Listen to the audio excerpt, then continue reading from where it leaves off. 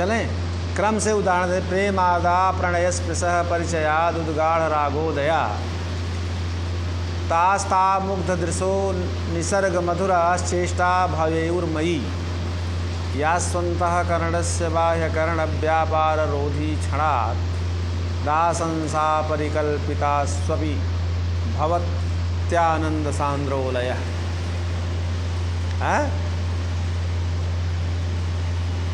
समझे?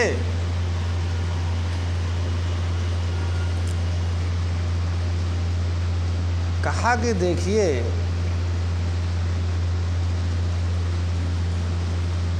कहा जड़ता मैंने बता दिया था कि अंगों की शून्यता और मन की चेष्ट, मतलब अंगों की और मन की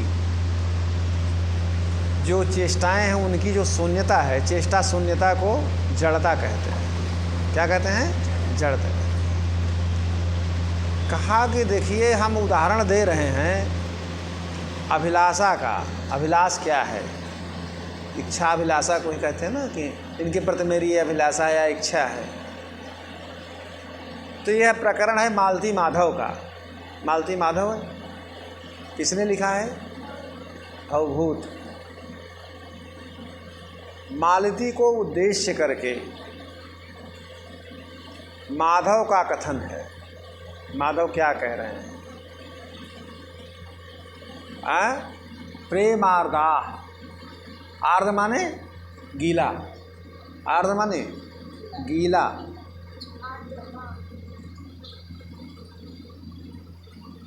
ऐसा प्रेम जो गीला हो, मतलब सरस प्रेम, रस के सहित। रसेन सहितः सरसः, रस के साथ प्रेम हो और रस न हो तो कुछ मज़ा है? प्रेम तो सरस होना चाहिए ना। रसेन सहितः सरसः, तो प्रेम छूठा प्रेम नहीं, मतलब नीरस प्रेम नहीं। प्रेम कैसा होना चाहिए? सरस। ठीक है? कहा प्रेम से सरस जो होगी। ठीक है? प्रेमार्दा प्रणय स्पृशः, समझा ना?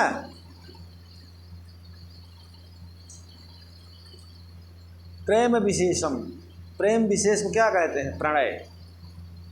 प्रेम विशेष को प्रणय कहते हैं, अर्थात प्रकृष्ट प्रेम का आश्रय है वह। कौन? मालती। प्रेम ही नहीं है, प्रेम तो किसी को किसी से हो सकता है। भाई कोई पक्षी पाल लीजिए, उससे भी प्रेम हो जाएगा। लोग कुत्ता बिल्ली पाल लेते हैं, अगर चला जाए तो उसको भी प्रेम हो जाता है। कोई आपके कुत्ते को मार दे तो उसको आपको कष्ट होगा, क्यों मार दिया? तो मेरा मतलब ये है कि प्रकृष्ट प्रेम का आश्रय है। कौन? मालती। प्रेम ही नहीं है, प्रकृष्ट प्रेम का आश्रय। अपरिचयाद उद्गाढ़ रागोदया। जब परिचय एक दूसरे से होता है, आपसे जैसे इनका परिचय हो गया, तो प्रौढ़ अनुराग का आविर्भाव होता है, प्रकृष्ट प्रेम और बढ़ता है। पहले तो जब एक दूसरे को नहीं जानते हो तो मिलते हैं, बातचीत करते हैं, बातचीत करने से परिचय होता है, परिचय से वो प्रेम और बढ़ता है। जब एक दूसरे को जानेंगे, नायक नायिका जब एक दूसरे से मिलते हैं और परिचय होता है तो प्रेम और बढ़ता है ना। समझ रहे हो नहीं? तो वो क्या नाम से प्रेम का तब आविर्भाव, उद्गाढ़, गाढ़ माने और प्रौढ़ जो है प्रेम का आविर्भाव होता है, उत्पन्न होता है। ठीक है? और कैसे है वह? स्वभाव से कैसे है? बड़ी अच्छी हो लेकिन स्वभाव से गड़बड़ हो। कहा तास्ता मुग्ध दृशो निसर्ग मधुरा चेष्टा भयेयुर्मयी। स्वभाव से वो मनोहर है। कौन? मालती। मालती जो है, जो हमारी नायिका मालती है, वो क्या है? स्वभाव से मधुर है, मतलब उसका व्यवहार जो है बड़ा मधुर है। ये नहीं कि आप आइए कहे गिलास पानी दे दीजिए तो कहेंगे आप ही ले लीजिए। ऐसा नहीं है। वो समझती है कि हमें कब क्या चाहिए। जब कोई चीज़ कही जाती तो प्रेम से उला करके, और बार बार जो है पूर्वानुभूत जब हम लोग जो एक दूसरे से मिले हैं, जो चेष्टाएं हमारी हुई हैं, कटाक्षादि जो होती हैं, वो चेष्टाएं कैसी हैं, मेरे ऊपर ही क्या नाम से होगी, और क्या है, या सुनता कर्णस्य बाह्य कर्ण व्यापार रोधिक क्षणात्, और आशंसा परिकल्पिता स्वपि भवत्यानंद सांद्रोलय, आशा से युक्त होने पर भी जिनमें तुरंत ही नेत्र आदि जो नेत्र हमारे हैं उनके बाह्य इंद्रियों के दर्शन आदि क्रियाओं को रोकने वाली, माने केवल बाहर से प्रेम है ऐसा नहीं है, आंतरिक प्रेम है। केवल आँख से हम किसी को देखें उससे प्रेम हो जाए तो बाह्य प्रेम है। तो इस बाह्य प्रेम के दर्शन को, क्रियाओं को रोकने वाली और आनंद से गाढ़ चित्त में विलीन, आनंद सांद्रो, आनंद से गाढ़ चित्त में विलीनता अर्थात तन्मयता रूप हो जाती है। इसमें मालती के साक्षात दर्शन से उत्पन्न, जब मालती को माधव देखते हैं तब साक्षात उनके दर्शन से उत्पन्न अनुराग वाले, तब प्रेम जब होता है, उस अनुराग का वर्णन माधव जो है इस बात पर कर रहे हैं कि ऐसी स्थिति उसकी होती है। तो अभिलाषा है उनसे कि ऐसी ऐसी चीज़ें वो हमको करेगी।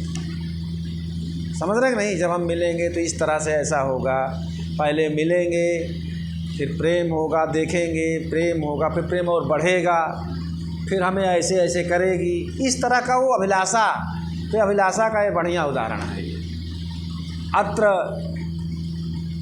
मालती साक्षात दर्शन प्ररूढ़ रागस्य माधवस्य अभिलाषा, समझ रहे हो ना?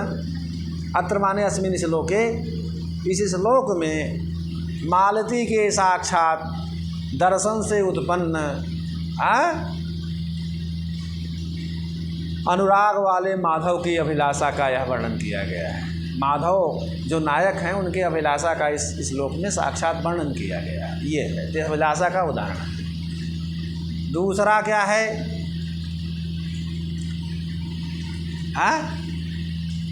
अब देखिए, चिंता का वर्णन करें। चिंता क्या है?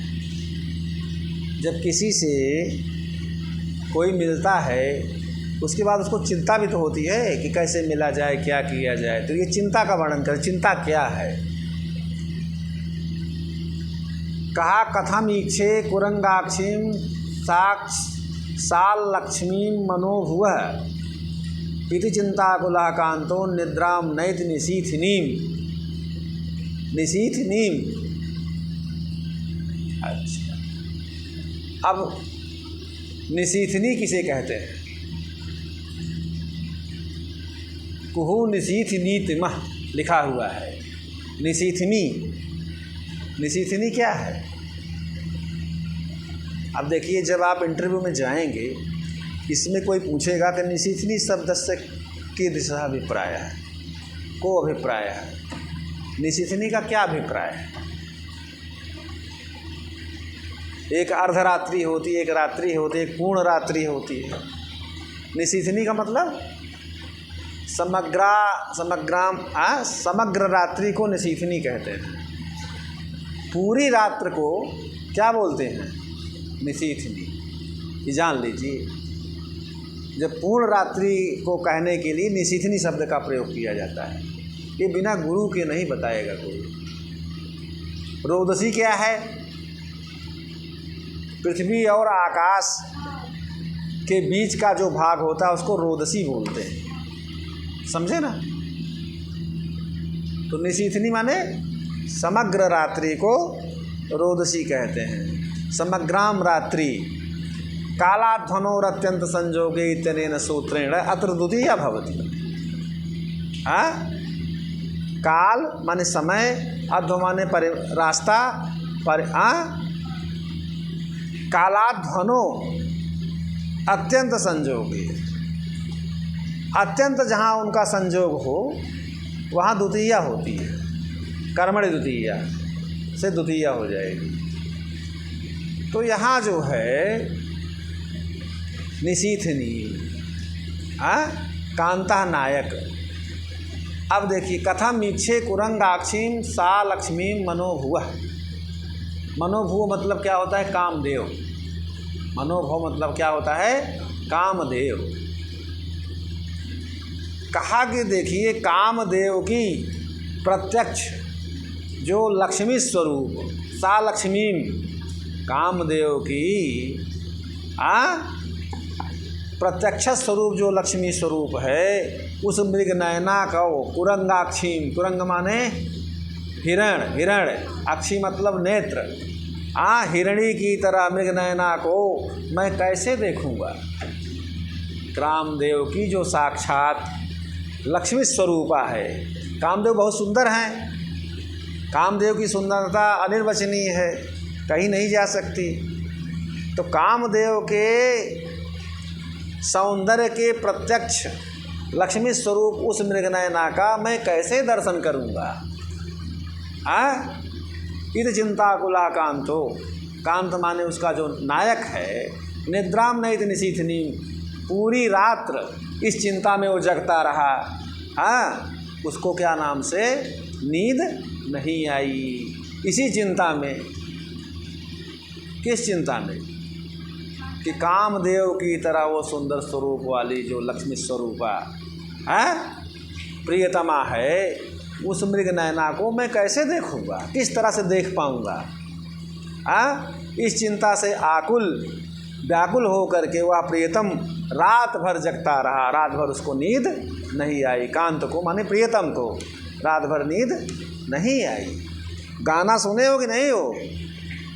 रात भर जाग जाग कर तेरी याद में करवटें बदलते हैं। जब आप चिंताकुल होंगे तो नींद नहीं आएगी। इस करवट से उस करवट, उस करवट से उस करवट, इसी बात को कह रहा है। कम मतलब सोच रहा होगा तो नींद आएगी उसको। रात भर सो नहीं पाया। आप समझ रहे हो ना? ये चिंता का उदाहरण है। तो अत्र कस्याश्चिन नायिकायाः, यहाँ इस पद्य में किसी नायिका के इंद्रजाल दर्शन प्रौढ़ रागस्य नायकस्य चिंता। इंद्रजाल में देखने से उत्पन्न, इंद्रजाल माने जादुई, या स्वप्न में, स्वप्न में ऐसा सोच रहे। स्वप्न में भी लोग सोचते हैं, जो कल्पना नहीं करते हो स्वप्न में भी आ जाता है। स्वप्न देखते हैं कि नहीं लोग? कौन कहता है कि स्वप्नों को न आने दे हृदय में? देखते हैं सब इसे अपने उम्र अपने समय में, देखते ही हैं। लेकिन स्वप्न पर ही मुग्ध मत हो, सत्य का भी भान कर ले। पूर्व चलने के बटोही बाट की पहचान कर ले। पुस्तकों में है नहीं छापी गई इसकी कहानी। तो स्वप्न पर ही प्रसन्न मत हो, सत्य चीज़ों का भी भान कर लो, जानकारी करो। स्वप्न तो स्वप्न, स्वप्न में दिखाई दिया, आँख खुली तो कुछ नहीं, हाथ खाली। स्वप्न की अलग दुनिया है। तो वही कह रहे हैं। तो इंद्रजाल माने जो ऐन्द्रजालिक, इंद्रजाल के माध्यम से देखने से उत्पन्न जो अनुराग वाला है, तो नायक की चिंता का इसमें वर्णन किया गया है। इदम मम, यह मेरा पद्य है, यह मेरा बनाया हुआ पद्य है। समझ रहे हो ना? तो और अब नायक की स्मृति का वर्णन कर रहे हैं। मयि स कपटम, श्लोक सुनाओ। नहीं याद है? ये स्मृति का उदाहरण है। नायक इसमें स्मरण कर रहा है। ठीक है। नेत्रे खंजन गंजने, इसमें नेत्र के गुण का वर्णन किया गया है कि नायिका के नेत्र कैसे होने चाहिए। खंजन पक्षी के समान कैसे होने चाहिए? खंजन पक्षी के समान। हाँ। और यहाँ गुण का कथन है। श्वासान मुंचति, यह जो श्लोक है इसमें क्या है? श्वास को क्या नाम से ज़ोर ज़ोर से छोड़ती है वो। इसमें उद्वेग का है। जब मन में उद्वेग होगा तो श्वास तेज़ी से लोग लेते हैं। समझ रहे हो ना? अच्छा,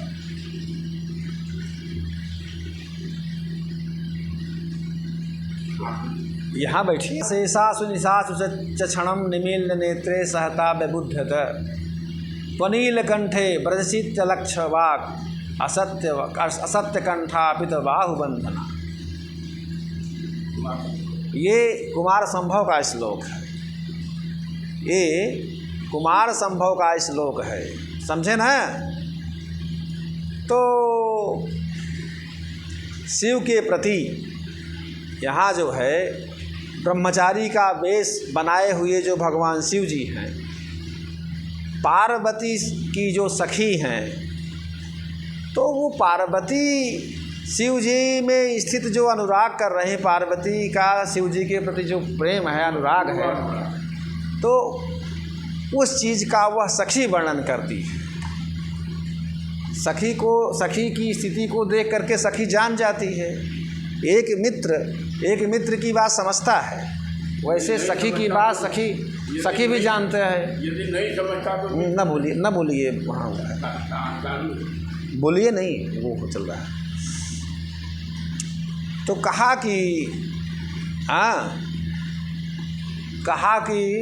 क्व नीलकंठे, हे नीलकंठ माने भगवान शिव। कहा कि त्रिभाग शेषासु निशासु क्षणं निमील्य नेत्रे सहसा बबुद्धत। कहा कि रात्रि के अंतिम प्रहर में 3 भाग जौन बा निकल गया और एक ही प्रहर बचा। तो माने रात्रि के अंतिम प्रहर में कुछ काल आँखों को मूंद करके, निमील्य माने आँख को मूंदना, थोड़ा सा मूंदना, मतलब कुछ समय के लिए आँखों को मूंद करके, हे नीलकंठ भगवान शिव। समझ रहे हो ना? कहा कि क्वा, आप कहाँ चले गए? क्व ब्रजति, क्व वजसी, आप कहाँ चले जाते हैं, कहाँ जाते हो? कहा कि अलक्षवाग सत्य कंठापित बाहुबंधना। ऐसा जो आलाप करती हुई पार्वती शिव जी के कल्पित कंठ में बाहुबंधन को अर्पित करती हुई, अर्थात अर्पित करती हुई माने आलिंगन करती हुई। समझ रहे हो ना? अकस्मात वो जाग जाती है।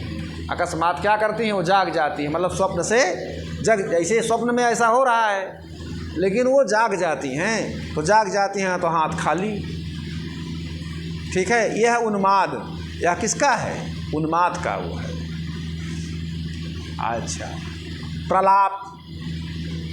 प्रलाप का देख, नहीं, तो यह जो है उन्माद का, ये भ्रातर दुरेफ जो श्लोक है, ये उन्माद का है। अच्छा, व्याधि का उदाहरण दे रहे हैं। व्याधि का क्या उदाहरण है? पाण्डुक्षामं वदनं हृदयं सरसं तवालसं च वपुः आवेदयति नितान्तं क्षेत्री रोगं सखि हृदन्तः।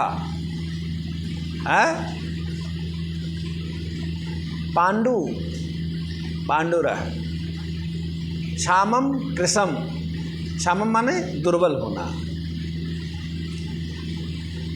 कहा कि सरसम सानुरागम। समझ रहे हो ना? कहने का मतलब, हे सखी, पांडुवण और कृष्ण तुम्हारा यह जो मुख है, सरस हृदयम तवालसम च बपुः, सरस हृदय आलस्य पूर्ण ऐसा तुम्हारा जो शरीर,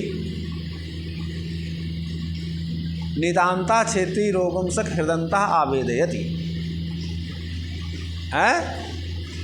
तो हृदय के भीतर रहते हुए क्षेत्री का मतलब होता असाध्य रोग, जिसकी दवा इस समय न हो, जिन रोगों की दवा होना संभव न हो, उसे असाध्य रोग कहते हैं।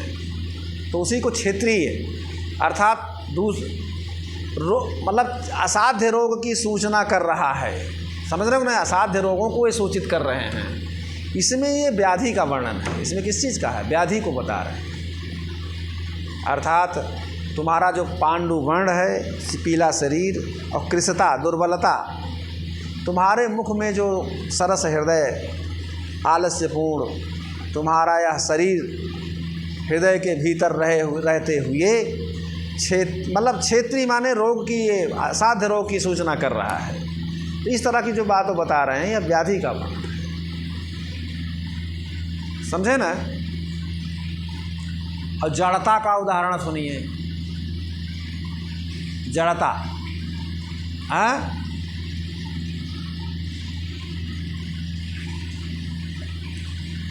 कहा कि विशिनी दल शयनी निहितम सर्वम सुनिश्चलमंगम दीर्घ निश्वास भरे साधयत जीवतीति परम। कहा कि विशिनी दल शयनीय निहितम सर्वम सुनिश्चलमंगम। कमल, विशिनी माने कमल, दल माने पत्ता, तो कहने कमल के पत्तों की सैया पर रखा हुआ या रखा गया, ये क्या नाम से जो पूरा शरीर, ये क्या नाम से आपका निश्चल मतलब बिना कुछ स्थिर हुए, यह लंबा जो निश्वास है, दीर्घ निश्वास भरे साधयत जीवतीति परम। आप जो लंबा लंबा श्वास ले, दीर्घ निश्वास ले रहे हैं, ये प्राणों को धारण कर रही है। जो दीर्घ श्वास ले करके भी प्राणों को धारण कर रही है, हाँ, तो इस प्रकार से यह क्या नाम से जड़ता को सिद्ध कर रहा है, हाँ? ये जड़ता का उदाहरण है। तो अत्र जड़ता, यहाँ पर जड़ता को क्या नाम से वो बता रहे हैं। ठीक है। अब इसके बाद दूसरा प्रकरण आ जाता है कि रस विक्षेद हेतुत्वान मरणम नैव वर्ण्यते। कहा रस का विक्षेद होने के कारण से मरण का वर्णन यहाँ पर हम नहीं कर रहे हैं। मरण के वर्णन को हम यहाँ चूँकि नहीं कर रहे हैं, मरण का वर्णन करेंगे रस का विच्छेद हो जाएगा। रस का विच्छेद का मतलब जब हम आनंदातिरेक से सरोबोर हों और उसमें कोई क्या नाम से व्यवधान पैदा कर दे तो उसी को रस विच्छेद मान लीजिए समझने के लिए। तो जब रस का आनंद हम ले रहे हों, उसमें अगर कोई रस को बाधक तत्व कोई आ जाए तो उसी को रस विच्छेद कहते हैं। तो रस विच्छेद का दूसरा प्रकरण है, इसलिए इसको बाद में और कर दें।